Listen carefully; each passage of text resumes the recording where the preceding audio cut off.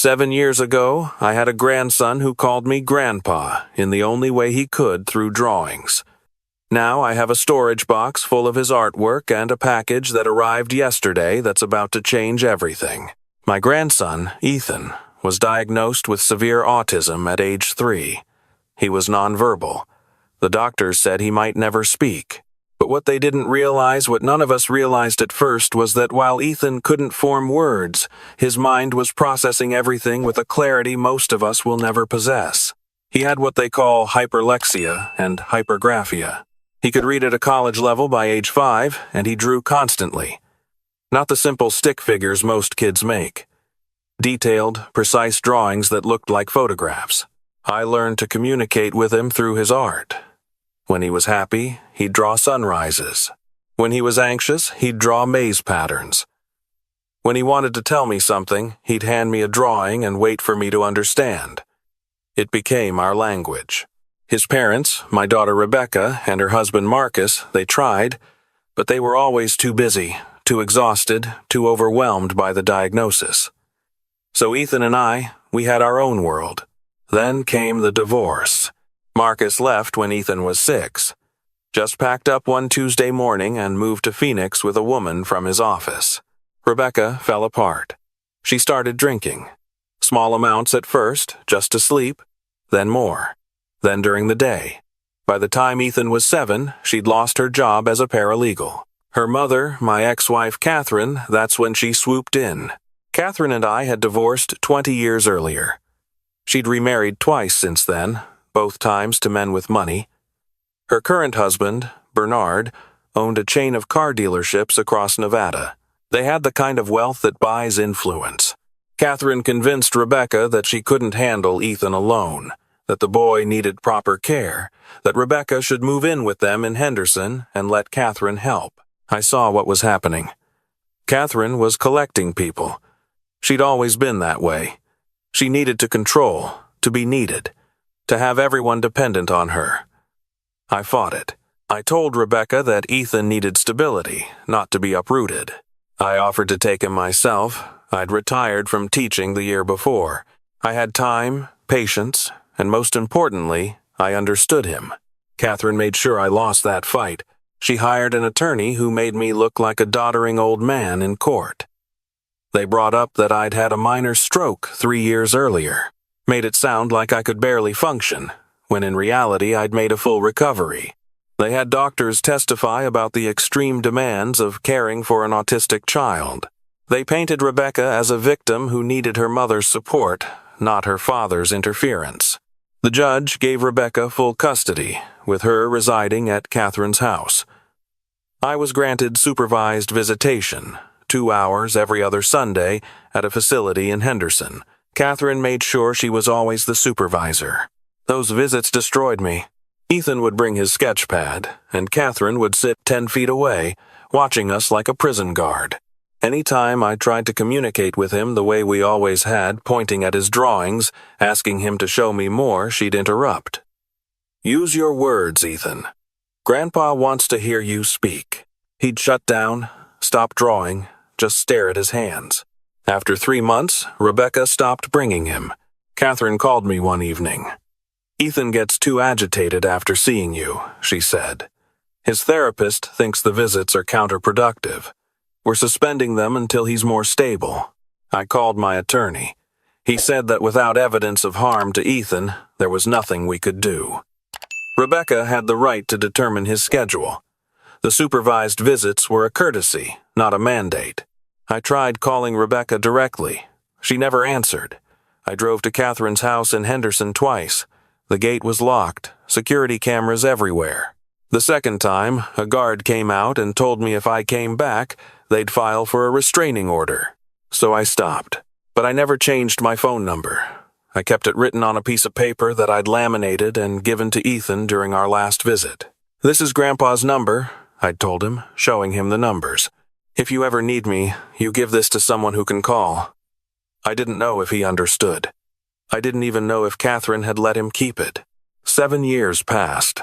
I got updates sometimes through Rebecca's older sister, my daughter Michelle. Rebecca was still living with Catherine, still drinking. Ethan was enrolled in a private school for children with special needs. He was thriving academically, Michelle said, but he'd become more withdrawn socially. They had him on medications. Lots of them. I sent birthday cards, Christmas presents. Never got a response. Never knew if Ethan even received them. I attended a support group for grandparents who'd lost access to their grandchildren. There were more of us than you'd think. We called ourselves the Forgotten. We'd share our stories, cry together, remind each other that we hadn't done anything wrong, that sometimes the system failed. I retired further into myself. I volunteered at the library, taught basic computer skills to seniors at the community center, tried to fill the hole Ethan's absence had created, but every time I saw a boy around his age, I'd wonder, is that what he looks like now? Is he tall? Does he still draw? Then, yesterday, a package arrived. No return address, just my name and address printed on a label. Inside was a large manila envelope, and inside that was a spiral-bound sketchbook, the kind Ethan used to use. My hands shook as I opened it. The first page was a drawing of me. Not how I looked 7 years ago, but how I look now. The gray hair, the deeper wrinkles, the reading glasses I now wear constantly. It was perfect, photographic, and in the corner, in small, precise letters, Grandpa. I remember. I started crying right there in my kitchen. I turned the pages, drawing after drawing. Some were memories, the park where we used to go, the specific bench we'd sit on, the ducks we'd feed. Some were more recent, his school, his bedroom, places I'd never seen but could now picture perfectly. And then, on page 15, the drawings changed. They became darker, more detailed. Crime scenes. The first one showed a house. Victorian style, large, with specific architectural details, the number of columns on the porch, the pattern of the shingles, the ornate door knocker. In the yard, positioned precisely, were evidence markers, the kind police use. Numbers 1 through 7. Next to each marker, Ethan had drawn what was there. A cigarette butt, a shoe print, a piece of torn fabric, a broken window latch, a crowbar hidden in bushes, a gasoline can behind a shed. A car tire track with a distinctive tread pattern. I stared at it for 10 minutes, trying to understand. Why would Ethan draw this? The next page showed the same house, but this time the view was from above, like a blueprint. He'd marked entry and exit points, the path someone had taken through the house, where they'd poured accelerant. The drawing was so detailed I could see the flow pattern of the liquid on the floors.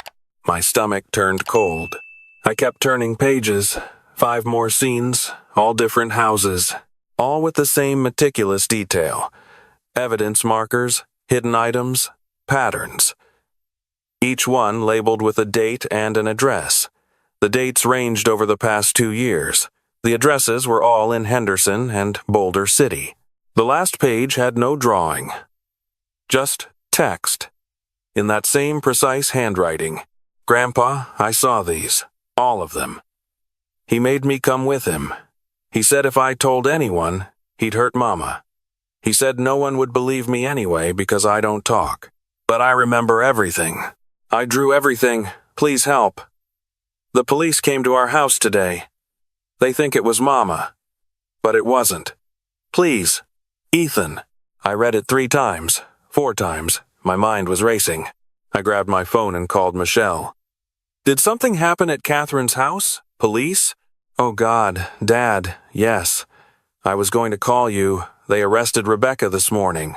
Arson. They're saying she set fire to 5 houses over the past 2 years. Insurance fraud scheme. Dad, she's looking at 20 years minimum. It wasn't her. What? Michelle, I need you to listen to me very carefully. I told her about the package, about the drawings, about Ethan's note. She was silent for a long time. Then, Dad, are you sure? I mean, Ethan, he can't testify. He's never spoken. A defense attorney would tear him apart. I need to get these to someone who'll understand. Someone who specializes in autism, in children's testimony, in I was pacing now, my mind spinning. Who's Rebecca's attorney? Some public defender. James something?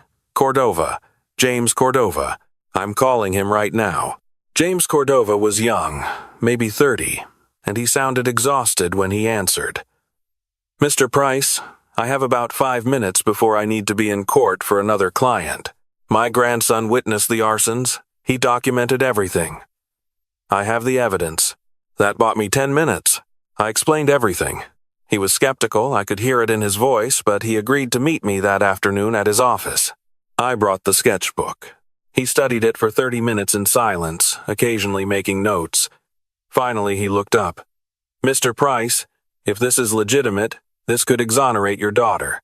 But we need to verify it. These details, the evidence markers, the placement of items, I need to check if these match actual police reports. How do we do that?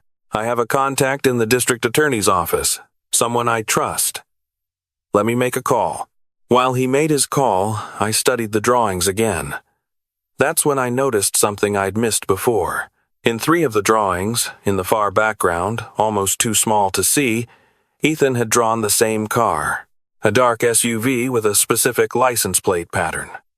He hadn't written the full number, but he'd drawn the distinctive arrangement 3 letters, then 3 numbers. Cordova hung up. Okay, this is unusual, but my contact is willing to look at them. Unofficially, he's coming here. 20 minutes later, a man in his 40s arrived. Assistant District Attorney Michael Chen. He looked irritated to be there. James, this better not be a waste of time. Cordova handed him the sketchbook. Just look. Chen started flipping through pages. His expression changed. He pulled out his phone, started comparing something. He flipped back and forth between several drawings and his phone. His face went pale. Where did you get this? I explained about Ethan. About the package.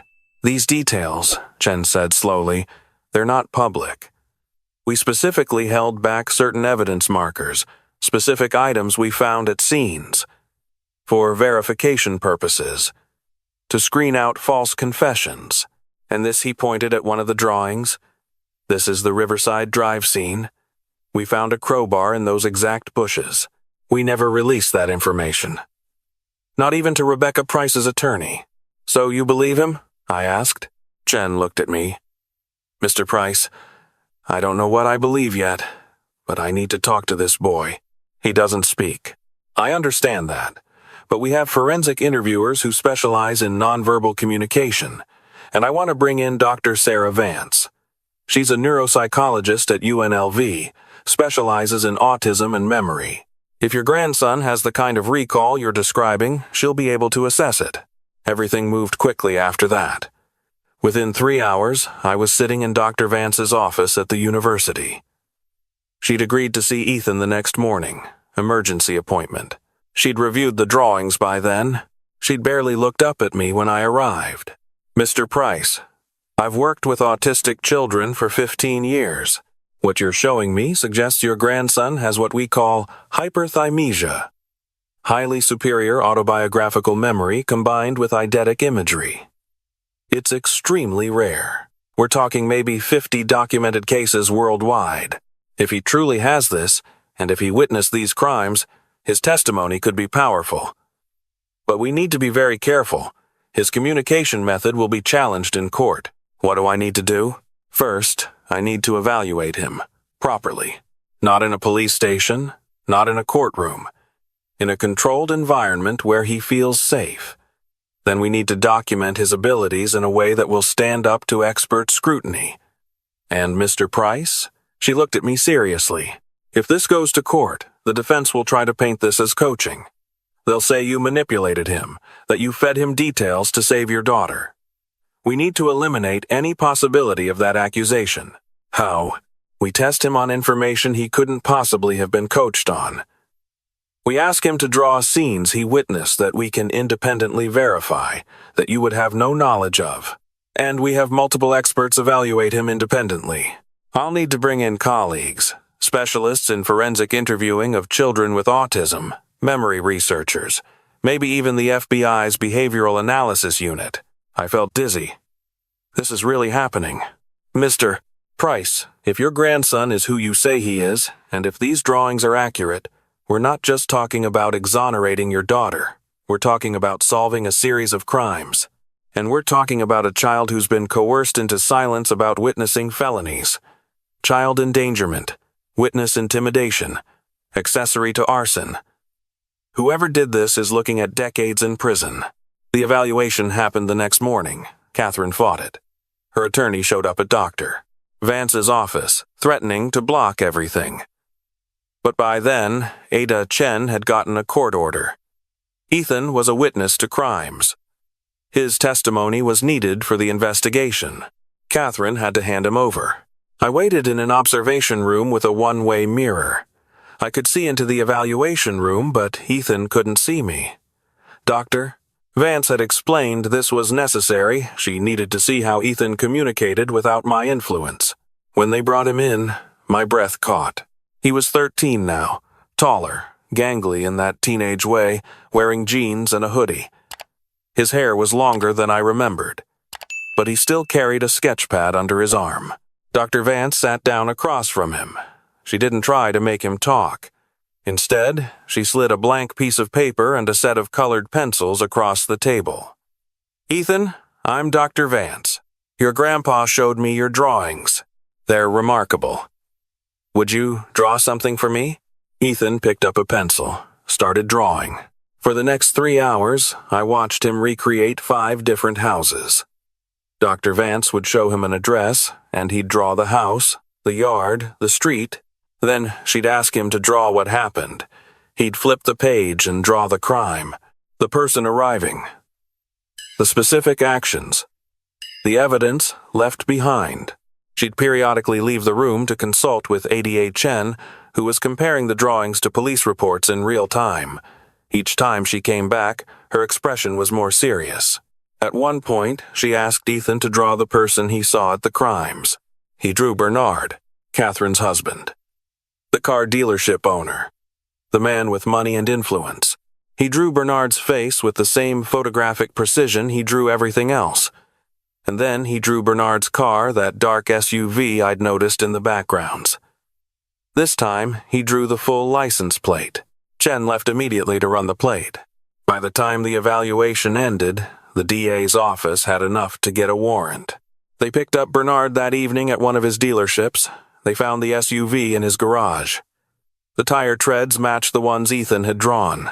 They found gasoline residue in the cargo area. When they executed a search warrant on his computer, they found the insurance policies all houses he'd acquired through foreclosure, all insured for more than their value, all burned within 6 months of purchase. Bernard had been running an arson-for-profit scheme for 3 years, 22 properties, millions in insurance claims. And he'd been using Ethan as an involuntary witness, bringing him along because Ethan couldn't tell anyone. Or so Bernard thought. What Bernard hadn't counted on was Ethan's memory, and he hadn't counted on me. They arrested Catherine that night too. Accessory, after the fact. She'd known. The prosecutors found emails between her and Bernard. She'd helped him set up the shell companies, helped him process the insurance claims. And when Rebecca started to suspect something when she asked too many questions about why Bernard kept taking Ethan on errands, Catherine had framed her own daughter. She'd planted evidence in Rebecca's car, gasoline receipts, internet search histories. She'd made sure Rebecca's fingerprints were on the gas can Bernard kept in his shed. And when the police investigation focused on their neighborhood after the 5th fire, Catherine had been the one to discover the evidence and call it in. Her own daughter. The preliminary hearing was 3 weeks later. I sat in the courtroom and watched Dr. Vance testify. She explained hyperthymesia, explained how Ethan's brain worked, explained why his drawings were reliable. She brought in 2 other neuropsychologists who'd evaluated Ethan independently. All 3 confirmed the same thing. Ethan had perfect recall of everything he'd witnessed. Then they brought in Dr. Marcus Webb, a forensic linguist from John Jay College. He'd analyzed Ethan's note, the one asking me for help. He testified that the vocabulary, syntax, and emotional content were consistent with a 13-year-old's writing, that there were no indicators of adult coaching or manipulation. The FBI sent Agent Patricia Morrison from their Child Exploitation and Human Trafficking Task Force. She testified about witness intimidation of children, about how predators use children's disabilities to silence them. She'd reviewed every one of Ethan's drawings. Her testimony was damning. And then they brought in Detective Raymond Torres, the lead arson investigator. He'd been working these cases for 2 years. He went through each of Ethan's drawings, point by point, matching them to evidence they'd collected, evidence they'd never made public. The crowbar, the specific brand of gasoline used, the entry methods, the pour patterns, details that only the arsonist or someone who witnessed the arsons could possibly know. In my 20 years as an investigator, Torres said, I've never seen witness documentation this precise. This child saw everything, and he recorded everything. Because of his testimony, we've been able to close 22 cases. Bernard's attorney tried to discredit Ethan, tried to argue that the drawings could have been based on photographs, on news reports, on coaching. Dr. Vance calmly pulled out her evaluation results. She'd tested Ethan on scenes he'd drawn that weren't crime scenes, a grocery store he'd visited once 3 years ago, a dentist's office from a single appointment. He'd drawn them with the same perfect accuracy. She'd verified every detail independently. This isn't coaching, she said firmly. This is an exceptional mind documenting what it observed. The judge ordered Bernard and Catherine held without bail. Too much flight risk, too much evidence, too serious the charges. Rebecca was released that afternoon. She came to my house that evening. She looked like she'd aged 20 years, thin, hollow-eyed, trembling. She stood on my porch and just cried. Dad, I'm so sorry. I'm so sorry I let her take him from you. I'm so sorry I believed her lies. I'm so sorry. I pulled her into a hug. You're my daughter. You're home now. That's all that matters. She was my mother. How could she? I don't know, sweetheart. I don't know. Ethan came to stay with me the next week. The court gave Rebecca temporary custody, but she was in inpatient rehab. Getting clean, getting therapy, trying to put herself back together. She asked if I could take Ethan while she healed. I said yes before she finished asking. He arrived on a Tuesday afternoon, Michelle helping him carry his things. He had 3 suitcases of clothes and 7 boxes of sketchbooks, thousands of drawings. His entire life documented in graphite and colored pencil. He stood in my living room, looking around. I didn't know what to say. 7 years. How do you bridge 7 years?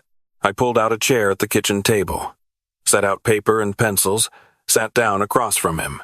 He sat down, looked at me, and slowly, carefully, he started to draw. He drew us, him and me, sitting at this table. I cried again. Seems like that's all I do these days. We've been living together for 4 months now. We've fallen back into our old patterns. He draws, I interpret. We go to the park, feed the ducks, sit on our bench. He started going to a new school, one that understands how his mind works. They're not trying to force him to speak. They're teaching him alternative communication methods, typing, sign language, even an app on his iPad that converts text to speech. Last week, he typed his first sentence to me. I missed you, Grandpa.